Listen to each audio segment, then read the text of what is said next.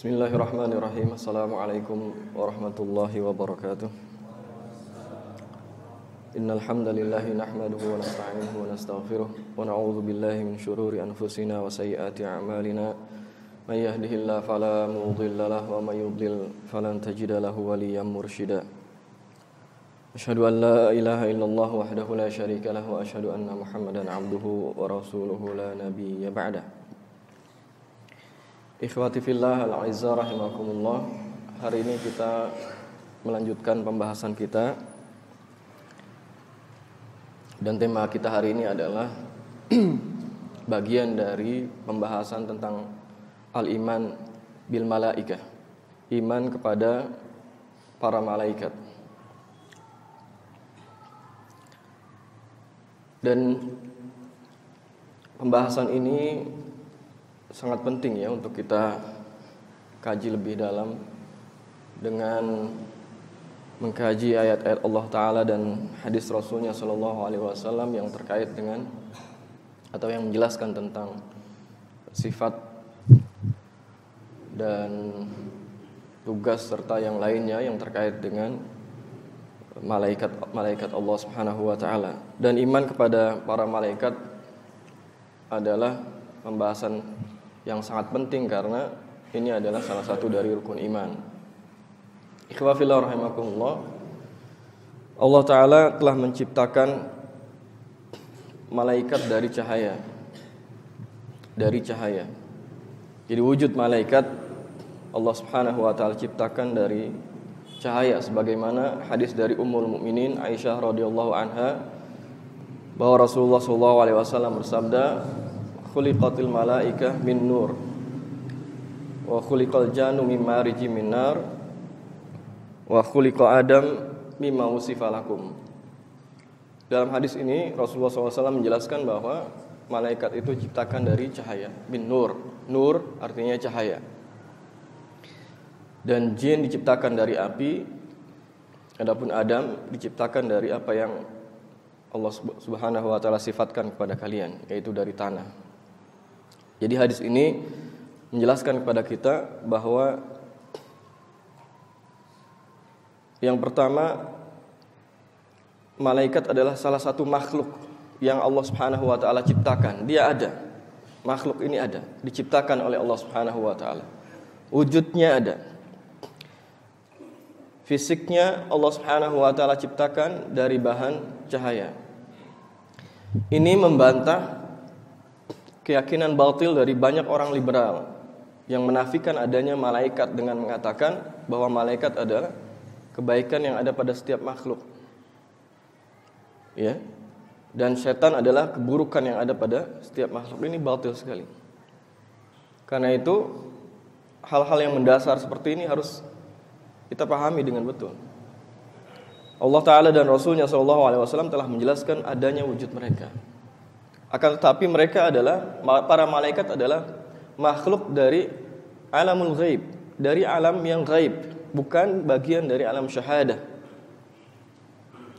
Jadi mereka tidak bisa diindra oleh manusia kecuali Allah Subhanahu wa taala izinkan mereka ya berubah bentuk dalam bentuk manusia dalam satu kondisi yang Allah Subhanahu wa taala perintahkan kepada mereka.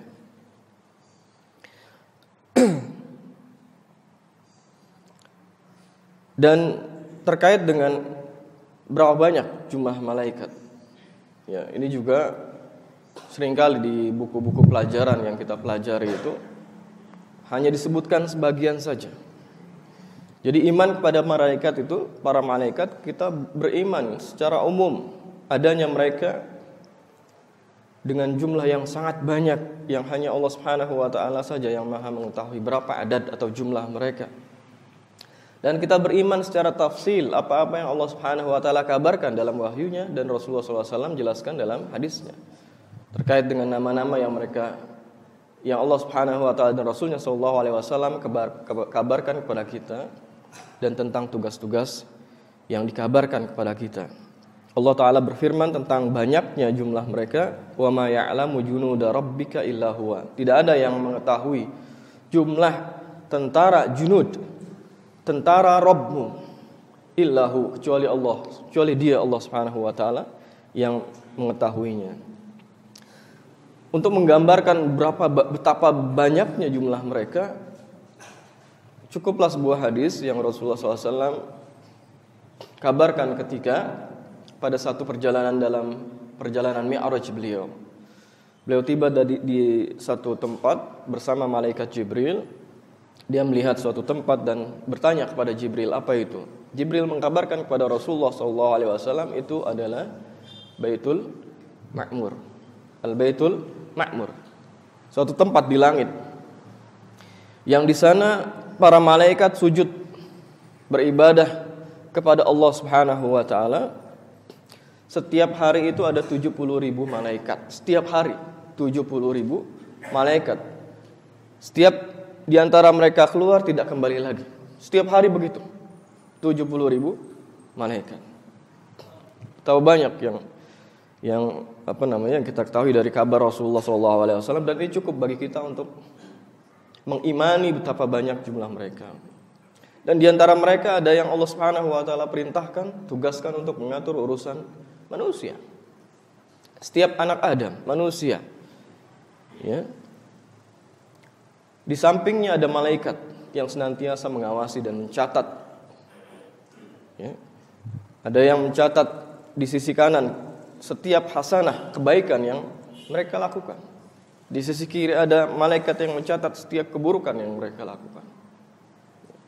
Sangat banyak jumlah mereka, dan mereka selalu ada ya di antara kita, mendampingi orang-orang yang beriman. Lalu bagaimana orang-orang atau kita mempelajari lebih detail tentang sifat, kalau tadi khalqiyah ya, penciptaan, mereka diciptakan oleh Allah Subhanahu wa taala.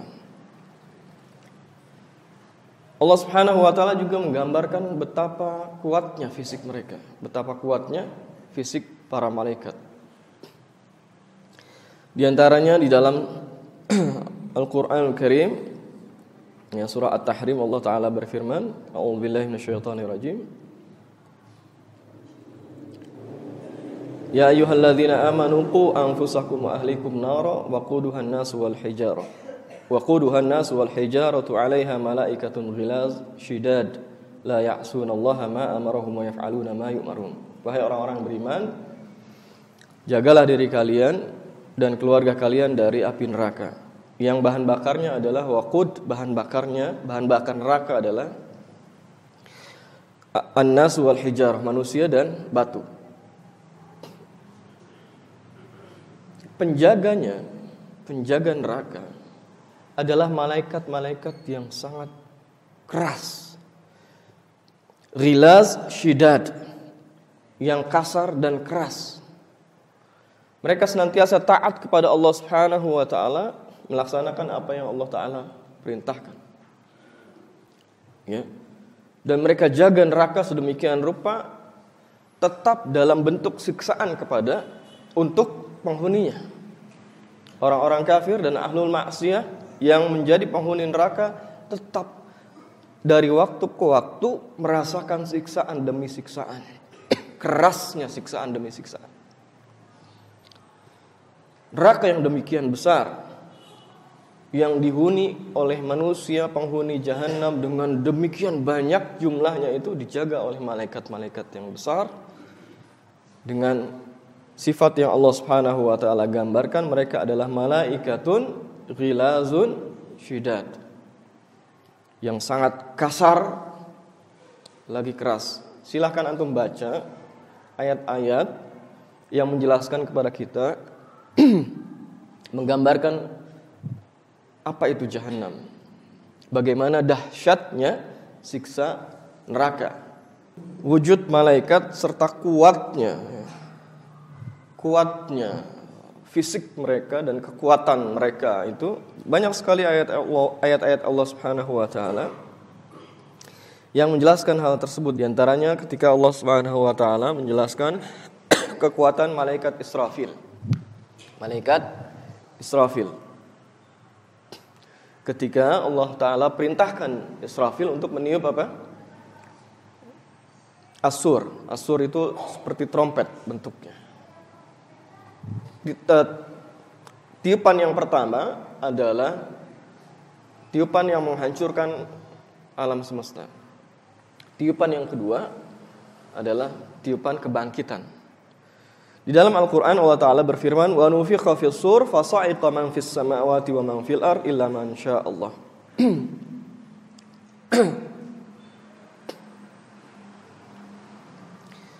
Di dalam Al-Qur'an Allah Ta'ala berfirman, ketika as-sur, trompet atau dalam diksi yang lain sering disebut dengan sangkakala itu ya, yang sangat besar bentuknya.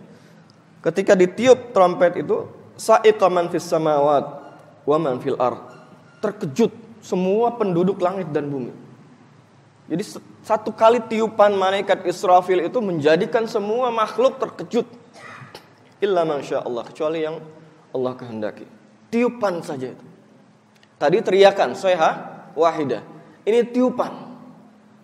Betapa dahsyatnya kekuatan malaikat Allah Subhanahu wa taala.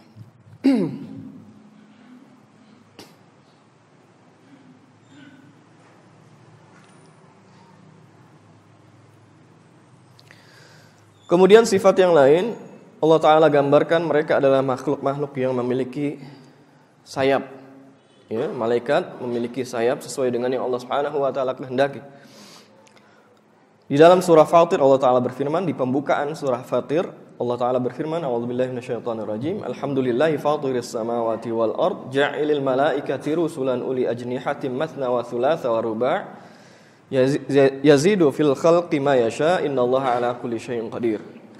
Segala puji bagi Allah, pencipta langit dan bumi. Ja'ilil malaikati rusula, dialah yang telah menjadikan malaikat sebagai rusul, utusan-utusan, untuk mengurus berbagai macam urusan yang Allah tugaskan kepada mereka, untuk mengurus makhluknya. Uli ajnihatim, mereka masing-masing memiliki sayap. Mathna wa thulatha wa ruba', ada yang memiliki tiga atau 4. Yazidu fil khalqi ma yasha, dan Allah menambahkan pada ciptaannya apa yang dikehendakinya. Bahkan lebih dari 4 sesuai dengan yang Allah Subhanahu wa taala kehendaki. Ya, terkait hal ini di dalam sebuah hadis ya,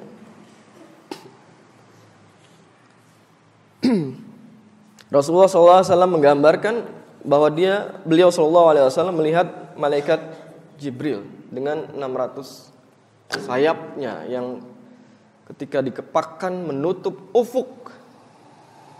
Ufuk itu langit, antara langit dan bumi seluas itu tertutup oleh sayap malaikat Jibril alaihissalam.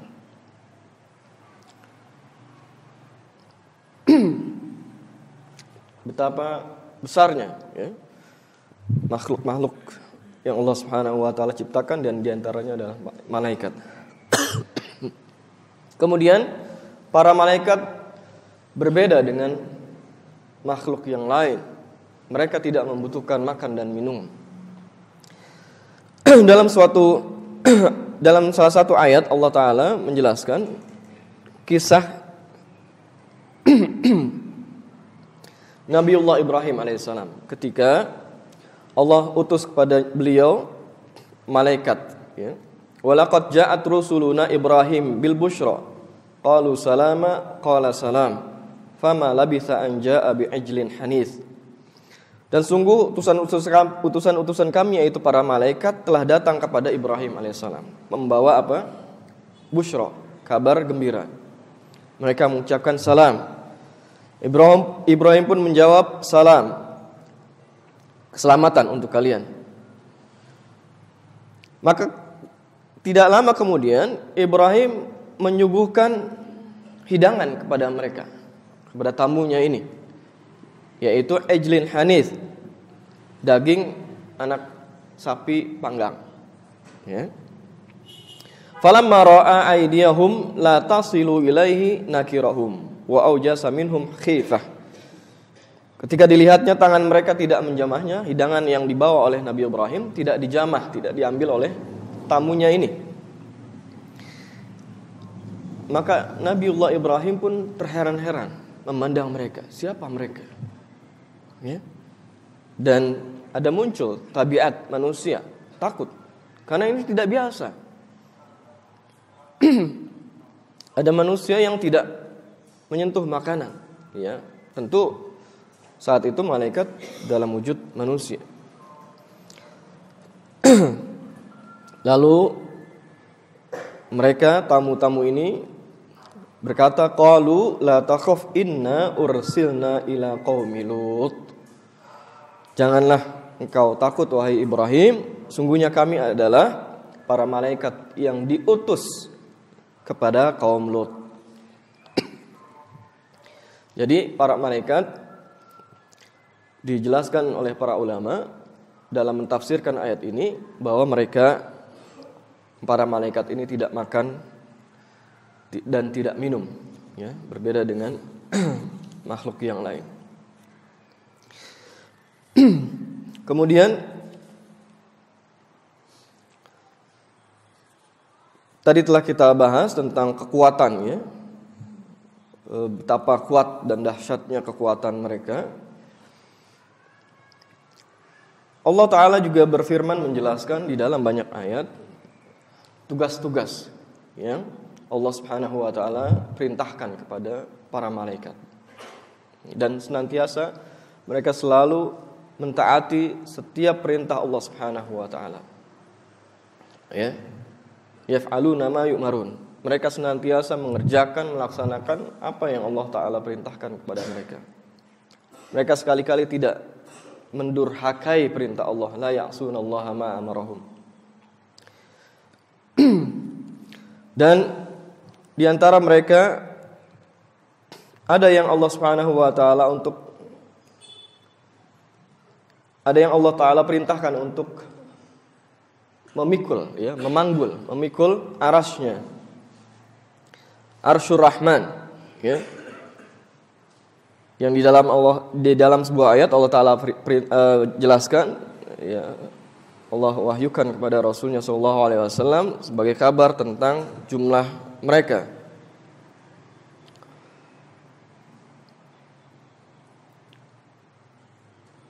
Alladzina yahmiluna al-arsha wa man hawlahu yusabbihuna bihamdi rabbihim wa yu'minuna bihi wa yastaghfiruna lilladzina amanu rabbana wasi'ta kulla syai'in rahmah wa ilma faghfir lilladzina tabu ila akhir ayat. Mereka para malaikat yang yahmiluna al-arsh, memanggul arsh. Dan yang di sekitar mereka senantiasa yusabbihuna bihamdi rabbihim, bertasbih kepada Allah Rabb mereka. Jadi ada malaikat yang Allah tugaskan untuk memikul arasnya. Di dalam ayat yang lain Allah Ta'ala kabarkan wa yahmilu arasya rabbika fawqahum yawma idzin thamaniyah, bahwa malaikat yang memikul arasy Allah Ta'ala, ya, ada berjumlah samaniyah, ada 8. Dan arasy, antum semua sudah membaca hadis yang menjelaskan tentang salah satu makhluk Allah Subhanahu wa Ta'ala yang sangat besar ini, arasy-nya. Ya. Arasy Allah Subhanahu wa Ta'ala itu sangat-sangat besar. Allah Subhanahu wa Ta'ala menggambarkan sifat Jibril alaihissalam. Beliau adalah dzi quwwatin 'inda dzil 'arsy makin muta'in tsamma amin.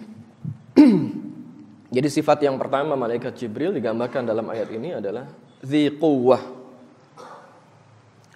Dia sangat kuat. Ya, dan dahsyat sekali kekuatan Jibril alaihissalam. Inda dzil arsy, ya, kedudukannya dekat dengan Allah Subhanahu wa Ta'ala, Rabbul Arsy. Ya, Allah Subhanahu wa Ta'ala yang memiliki al-arsy.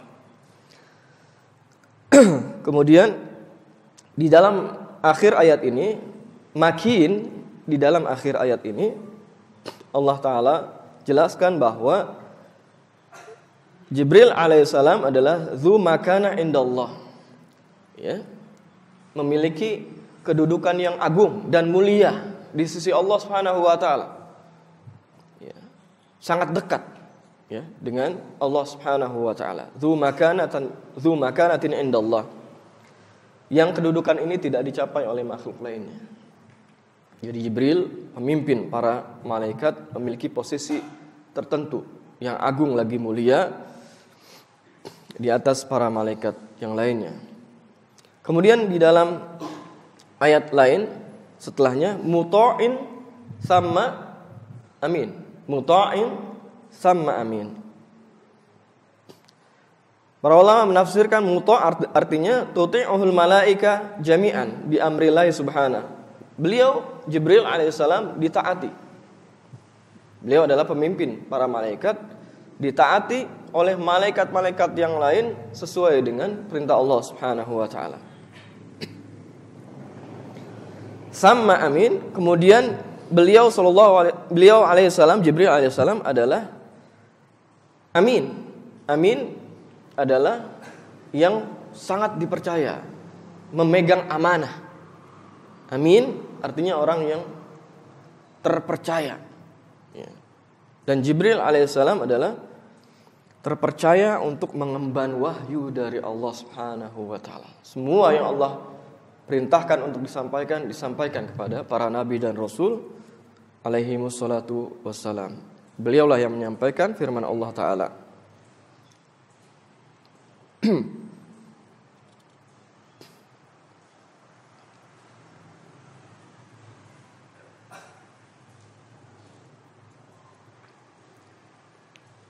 Dan banyak sekali malaikat-malaikat yang lain yang sebagiannya telah kita pelajari.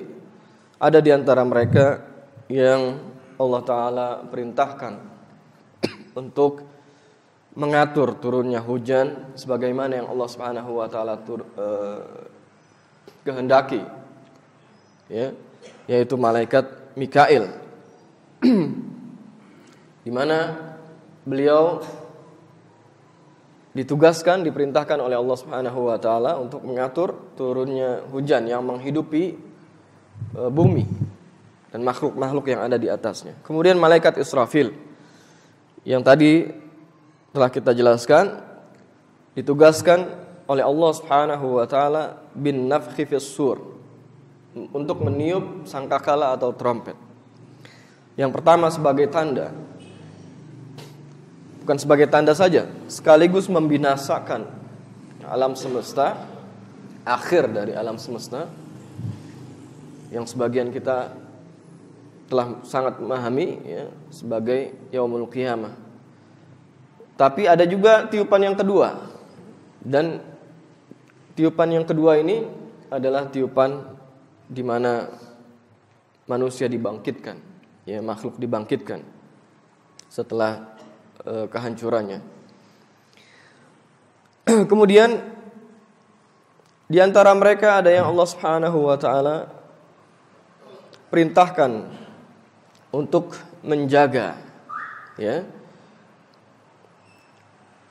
dan mengatur urusan makhluknya sejak dini, yaitu ketika mereka di dalam rahim ibu-ibu mereka. Ya.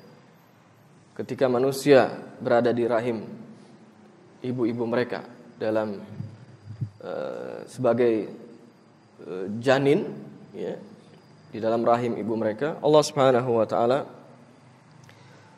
perintahkan malaikatnya untuk mengutus, ya, dan menjaga janin-janin di dalam rahim ibu-ibu mereka. Kemudian di antara mereka para malaikat ada yang Allah Subhanahu wa taala perintahkan untuk mencabut arwah, ruh, nyawa manusia. Ya. Banyak sekali ayat-ayat yang menjelaskan tentang hal ini dan bagaimana kondisi manusia ketika dicabut nyawanya oleh malakul maut, oleh malaikat pencabut nyawa manusia. Cukuplah